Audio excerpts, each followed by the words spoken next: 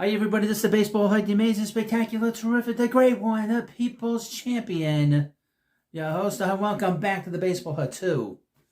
And of course, hopefully you like this video and hit that subscribe button. Now, the one thing I am is a Met fan. I have a long memory when it comes to some of these players, especially when they are dirty players. And there's no bigger, dirtier player than the former Philly and former Los Angeles Dodger, Chase Utley. This is a guy that, he has credentials. He's going to have a lot of credentials to when he gets up for the Hall of Fame. But this is one of the dirtiest players we've seen down the pike in the last 20 years. And a lot of the Phillies that play on that team, other than Ryan Howard, I have very little respect for. I didn't respect the manager, Charlie Manuel. Didn't respect Jimmy Rollins. Didn't respect Chase Utley. Didn't respect Jason Worthless. And all down and down the line of all these players that play for the Philadelphia Phillies. There is a belief that they were a team that stole a lot of signs. They were accused in 2010 of stealing signs. The manager, Charlie Manuel, was accused of that. He was also accused of stealing signs when he was the Cleveland Indians manager. So he had a pattern of behavior. There is a belief, and I feel this way, that they cheated in 2007. Stole a lot of signs from the Mets during the two series in September. And there's a lot of sort of murkiness about some of the stuff and the shenanigans that they did during those years. I would also mention that David Wright, who had just had his number retired on Saturday, number 5, said that the one group of fans and the one group of players and the one town that he did not like was Philadelphia. And now you understand why. There was a lot of shenanigans that was going on, and it continued on. I mean, even with Rhys Hoskins, acting like a buffoon, toward a young pitcher, and acting like an asshole last year at Citi Field when it was the Brewers.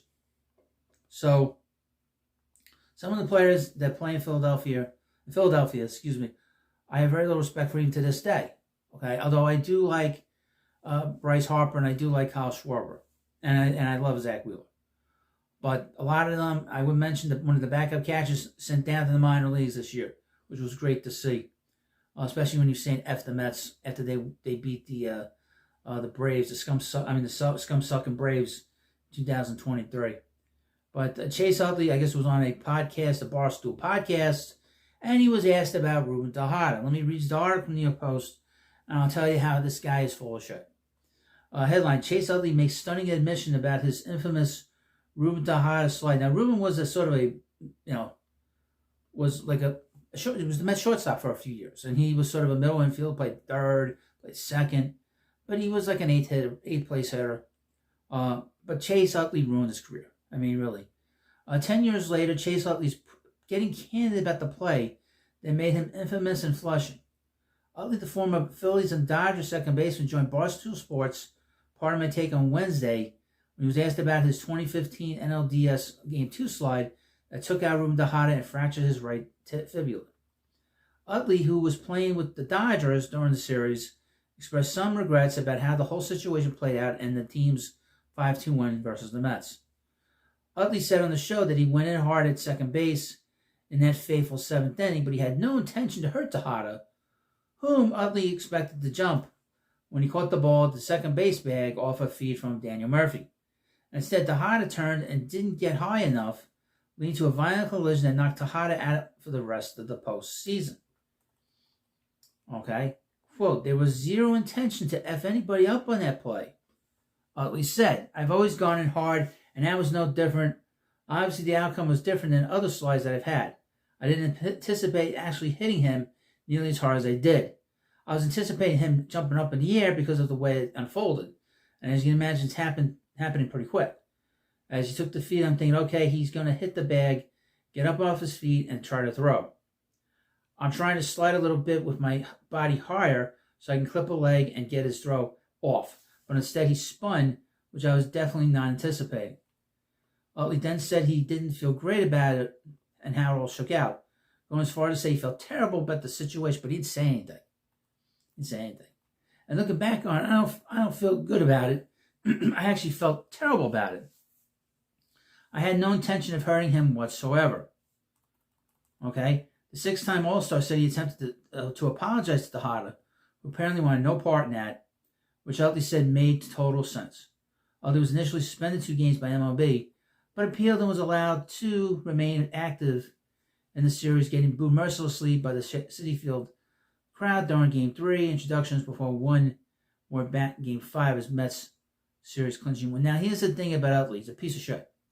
Because he doesn't mention the fact, folks, he doesn't mention the fact that there was a prior incident, and maybe he forgot about it, he wants to forget about it. There was a prior incident, I believe when he was with the Phillies, maybe 2013, where he did the same thing to Tejada. But it wasn't nearly as dirty as this. The problem with that slide, if you remember, and you can look it up on YouTube, is that he didn't slide into the base. He went after Tejada. Tejada wasn't anywhere near the base. He was behind the bag on the shortstop side, okay? So there was no reason for Utley to clip him like that. All right, he said, I'm going in hard. You never touched second base, asshole. He never touched it. So that's why everybody was uptight about it. And like I said, this was the second time he did this to Tejada. But this was much more ferocious. And the first time when it happened, I believe it happened at Citi Field, it took a while for Tejada to get up. So this wasn't the first time this asshole had done this to him.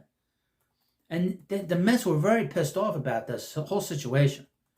I know David Wright was very upset. I know David Wright was very upset about the situation in the playoffs. That he was beyond livid about that play. Okay? Let me read you again. If I could go back in time and known the outcome that happened, of course, I would have done it differently. I would have realized that he's not going to jump. He's going to spin and could have disrupted his throw differently. Well, hey, asshole, you blew right through him. He wasn't even near the base. He tagged the base, he stepped back, and you didn't even touch second base. You just plowed right through him. And Utley was bigger than Tejada. It was just ridiculous.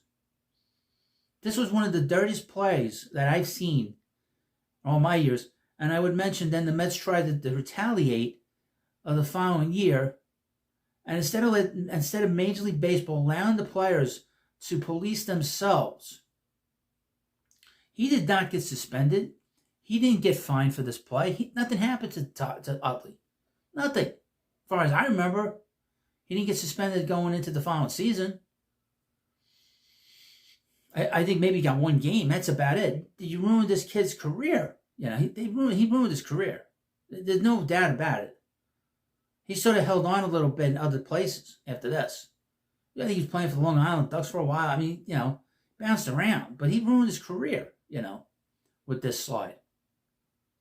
And then when the Mets tried to hit him in 2016, instead of leaving it be, Utley I would mention this about Utley. He did accept getting plunked and getting thrown at. He accepted from Syndergaard. But if you're the umpire, you can't be throwing out Syndergaard and Terry Collins. You know, that is the unfairness here too. We've talked about this on my channels and stuff, about how poorly the Mets get treated by Major League Baseball. This was one of the great examples, if not the example, of how poorly the Mets have gotten treated. The Mets are the victim here. The player on the Mets was a victim of this situation. And the Mets got punished for it. And the perpetrator didn't. Anybody that saw that play knows it was a dirty-ass play. Everybody knows that. Anybody that watched baseball, it was a late slide. It was a slide past the base. And this is something he doesn't mention, of course. This isn't something he mentions, of course. Okay? That's the problem. That's the problem right there. It's not a slide. You can take a hard slide or whatever, but then he places the blame on Tejada. Well, I thought he was going to jump. Okay, he didn't jump. He didn't jump, and that's when we had the Utley ruled second base. So instead of Major League Baseball punishing this son of a bitch, they implemented a whole new rule, which was stupid. But that's Major League Baseball. They don't know what the hell they're doing, and then they punish the victims. Well, I am not a big fan of this player. I'm not a big fan of that group of players that played on the Phillies. Okay? I would mention that. Okay? This group was a bad group. And these sons of bitches won. That upsets me. Because they were a dirty team and they cheated and they didn't care. And then and I would mention this, they're still so obsessed. Between Cole Hamels talking about the Mets during his retirement speech, and Jimmy Rollins still obsessed about them, about the Mets of that era. It's very interesting. Most teams don't do that. Teams that are very secure in themselves don't do that. The '86 Mets never did that. All the Mets teams that won in the past didn't do that. The Yankees never did that. Yeah, just putting that out there. That's a guilty conscience. Well, you let me know what you think about this video. Of course, please subscribe to the Baseball Head 2, and I'll see you later.